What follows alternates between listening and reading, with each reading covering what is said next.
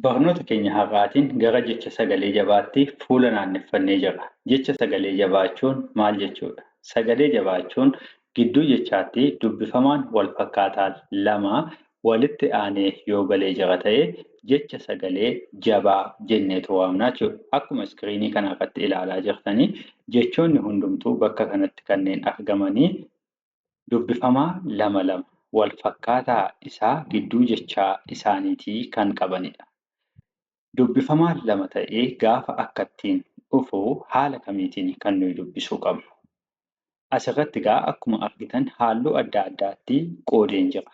Akka inni dubbisaaf nuuf salphatutti. Fakkeenyaaf namni tokko ka'ee damma jechuu yoo barbaade dam jedha jalqaba.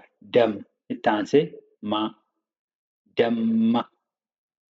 Afaan keenya eessarratti birsaqni kan jalqabaa kan inni dhaabbatu dam kan jettu irratti dhaabbatti jechuudha. Sana booddee egaa maa kan jedhutti fufnaa damma jennee dubbisnaa jechuudha.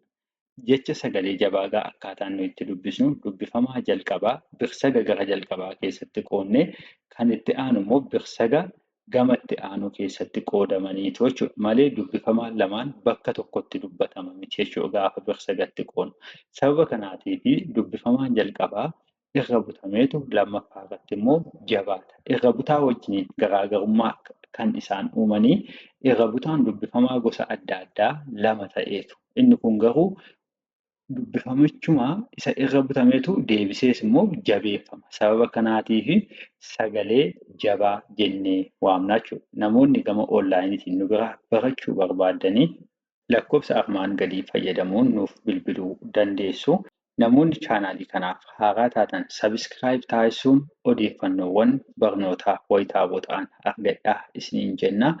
Viidiyoo kana laayik taasisuun haa eegalu.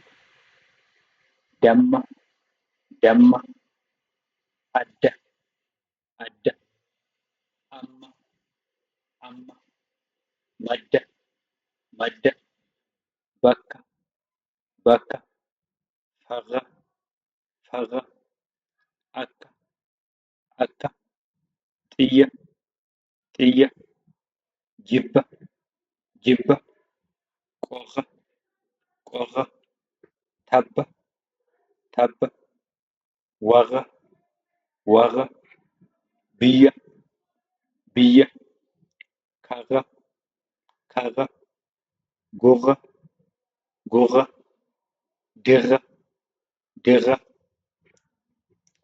hidda, hidda, dhibba, dhibba, guddaa, guddaa, jabbii, jabbii, birraa, birraa, tarree, tarree, cabbii, cabbii, xiqqaa, xiqqaa, carraa, carraa, dirree, dirree, qaalluu, qaalluu, furrii, furrii, dubbii, dubbii, callee, callee, lukkuu, lukkuu, dibbee, dibbee,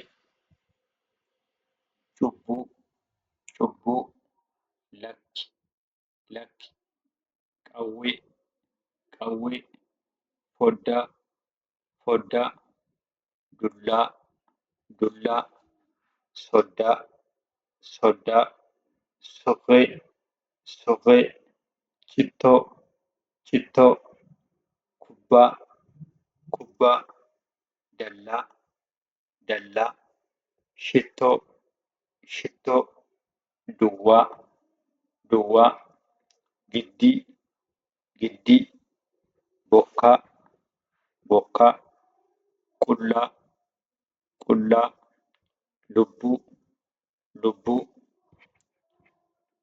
billaa, billaa, harree, harree, dawwee, dawwee, barruu, barruu, baddaa, baddaa, shakkii, shakkii, callaa, callaa, hottee, hottee, haalluu, haalluu, qarree, qarree, rakkoo, rakkoo, hawwii, hawwii, hedduu, hedduu, sammuu, sammuu, hubboo, hubboo, addee, addee, hayyuu, hayyuu, gubbaa, gubbaa, killee, killee, huccuu, huccuu,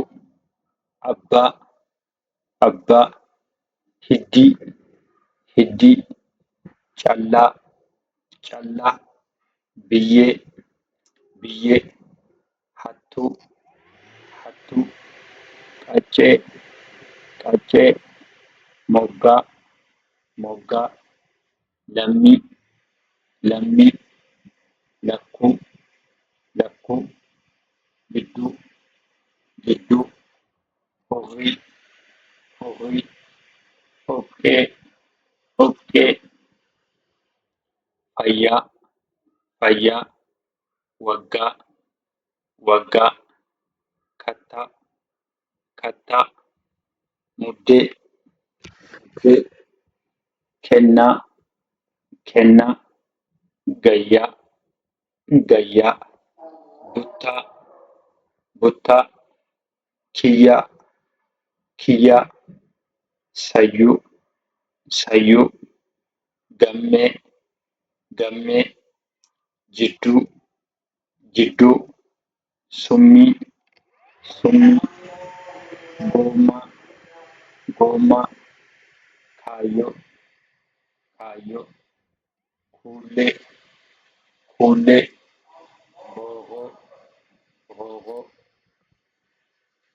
faallaa, faallaa, dhoccuu, dhoccuu, aayyoo, aayyoo, gaabbii, gaabbii, weedduu, weedduu, raayyaa, raayyaa, deebbii, deebbii, teessoo, teessoo, fuullee, fuullee, qeerroo, qeerroo, eebboo, eebboo, meexxii, meexxii, hummoo, hummoo, mooyyee, mooyyee, roobbii, roobbii, daabboo, daabboo.